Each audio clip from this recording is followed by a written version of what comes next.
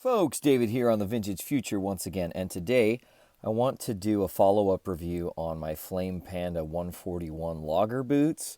The first one that I did was really great, but it was mostly like a beauty pageant, and I didn't really say a whole lot about the boots. I was just kind of in awe of the craftsmanship and how beautiful they were and how amazing and creative Pang is, the maker, and all that stuff. So today, I just kind of wanted to circle back and talk about what it's been like wearing these for months and months and how they function and all that kind of stuff. If you want the beautiful pictures, definitely go back and look at the first video. The link is in the description because that one, these are the only boots that are beautiful enough to where I actually pulled out my SLR camera. I have a busy life.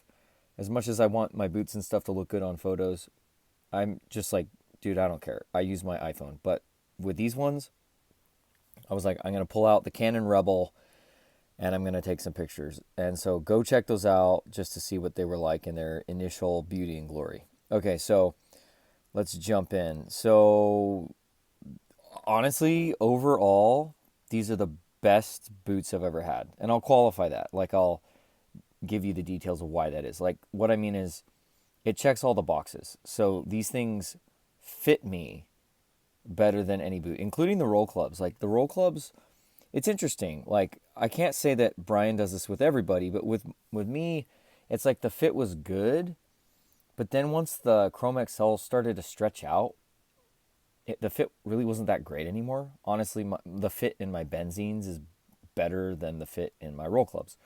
So it doesn't mean everyone's like that with him or that he's horrible. It's just I had this particular experience, you know. These, granted, they're horse butt, so they're not going to stretch, but the 141 last is like so comfortable. And if you've seen my videos before, like you'll know, like I like it when right here it goes straight forward, not like curves in all crazy and pushes your big toe in. So it's like got this really sloped, elegant curve, but it's not too much. And so it's really comfortable. But it still looks good, you know, it doesn't look ridiculous. Sometimes you get these boots and they look like duck feet or something. So it's really comfortable. That's the main thing. Fit is king. So I'm not going to say they're my best fit, but they're up there. Like the Leo Last from Grant Stone is pretty phenomenal, especially for the price. Alden's Berry Last fitted me pretty well when I was wearing that. The Berry Last that White's has fits pretty well. Viberg 2040. But this is up there. Like, this is probably in my top 3 fits out of all the boots I've ever owned. That's just how good it is. And, like, this cups your heel nicely. A lot of boots, it's like the shape is good, but you don't get any good heel cup. This has a good shape to it, you know. And this is, like, solid as a rock. Like, if I push on this, really solid leather. Push on this, really solid leather. Amazing. So, the soles are great, too. Even, like, in wet conditions. Dr. Soul is great. It's kind of funny. One of these, it's the other one. Check this out. This one, like, interesting. One of these nails started, like, poking through the side. Yeah, so that little thing, that's the nail. So it started to bust out the side. That's funny. And then this one did, too. See this? Right here? Yeah, no big deal, but it's just kind of interesting how things, like, change as you wear them. But yeah, these things are solid. They're kind of heavy. That's like one thing that is, I guess you could say, a negative. It's not the end of the world or anything, but like this is not the boot that you really want to like walk around a ton in. This is more like, you know, wear it to look cool on a date or to the office or whatever. He can make them lighter, but most of his boots are like tanks. So like probably one of the heavier boots I have. Honestly, these things are like heavier than a lot of my engineer boots. It's crazy. So here's the thing though. With these small makers that make incredible boots, like, okay, so these are the nicest boots I've ever had. The craftsmanship, like the precision and the stitching and the, you know, brogued toe cap and all that stuff. Like no boot I've ever had has been this nice, okay? So, hands down, the nicest boots I've ever had. Nothing comes close. And this is like a hand welt a double flat hand welt. Yeah, like you can look at these boots over and over and over again, and you're not going to find a flaw. Like he just does this incredible job, okay? But here's the thing. So you need to know your lifestyle, all right? When you're buying boots, you need to know your lifestyle and how you are. So I have a pretty active lifestyle, and I'm kind of clumsy, I'm finding out. So like this pair of boots I babied like crazy, and this still happened right here, and I was mortified. I was like, are you kidding me? Really, it was just like someone opened a door as I was coming through, and the door was like, Bish! And it was just like, So I still love these and wear them, obviously, but I think you just gotta know like who you are and like what your lifestyle is like. And if you're the kind of person like me who just can't keep a pair of boots looking nice, then like, I don't know, maybe enjoy the nice boots in pictures, or get nice boots and just make up your mind that you're not going to freak out if it gets a scar or something like that. Like, so yeah, that was really unfortunate. Yeah, most of my boots end up looking like this, like my clench. Like these things are just like kind of hammered, and I'm not like necessarily doing anything horrible in them. It's not like I'm intentionally abusing them, but I just do a lot of stuff, like. Yeah, so I don't know. If that's you, then maybe don't buy super nice boots, or if you do, just kind of know eventually something's going to happen to them. But yeah, I baby these. I try not to wear these if I'm doing anything that could damage them. I keep them as nice as possible. So yeah, they've acted really well. I guess let's just go over the specifics of the beautiful character of these. So like, this is Merriam Horsebutt, and then he overdyed it a color that he calls cigar, and it's kind of just like this light brown, as you can tell. The lighting in here is actually pretty good. Like this is a pretty accurate representation of what they look like. Sometimes they look more red, like as you can tell here, especially in the sunlight. They might look more red, but a lot of times there's just this like, tannish, yellowish, light brown. And I love how he creatively clicked. So like he added, these are natural striations from the horsebutt. I love how he incorporated those into the design instead of doing this pristine look. Honestly, I would probably like these boots a lot still, but I'd probably like them about half as much if everything was smooth like this. It's like, if everything's smooth like this, like what the heck is the point of having leather? You know what I mean? Like if you have dress shoes and they're a nice smooth calfskin, that's fine. But for boots, it's like, what the heck is the point if your leather all just looks like this, like uniform? It's like, you might as well make your boots out of plastic, right? It's like there's no character. So I just love boots that have some grain.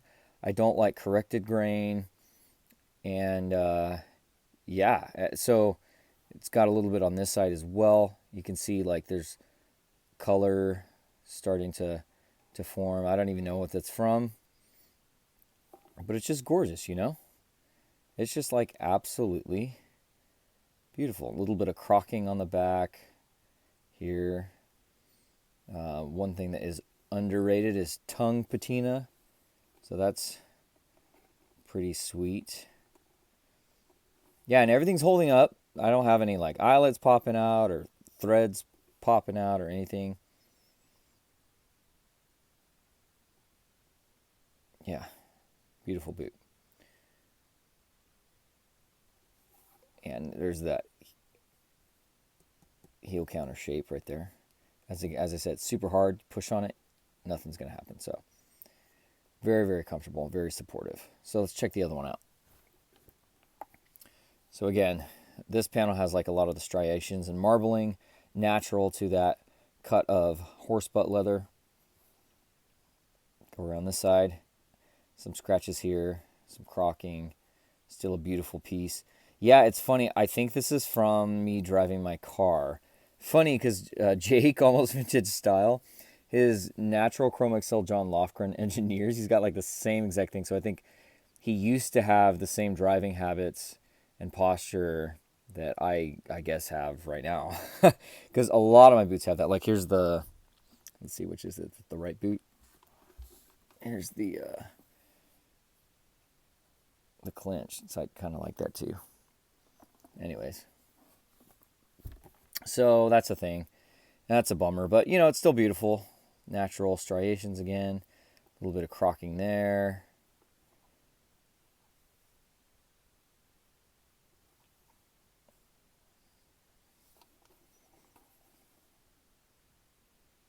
Yeah, just really straight stitches.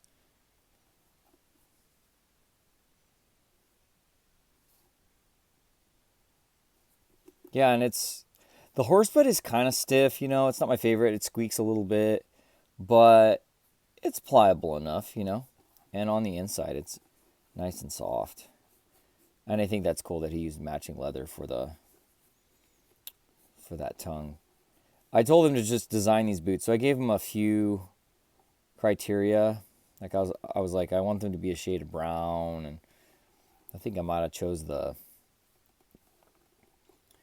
color of the sole or something. I don't know, but he chose everything else. So pretty cool, huh? Oh, no, that's what it was. I said I want it to be some kind of shade of brown. Like I don't want black boots, or like some color like red or green. And then I said I want all eyelets. That's what I said. But I didn't tell him like how many eyelets or toe cap or not, or like yeah what sole or anything. Just the last, the color, and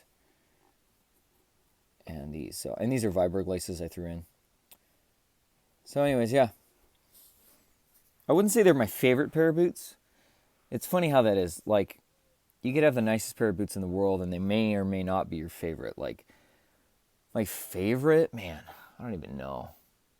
It'd honestly be like my Grant Stone Diesels or my Brown Benzene Engineers, just because they're so versatile. Like I just wear them all the time. But these are up there.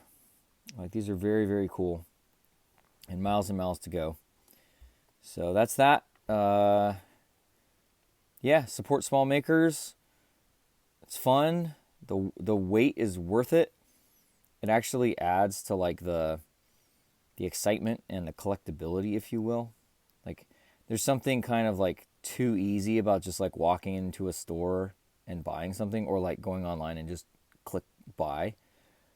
But like working with a small maker, talking to them back and forth, you know, and then like waiting for your pair to be done after you've made this design, and then yeah, all that. I mean, that's just a really cool experience. A very old world kind of experience that you don't get much these days anymore. So, hope you enjoyed that. Let me know if you have any questions, and let your boots take your place is more important than the boots themselves.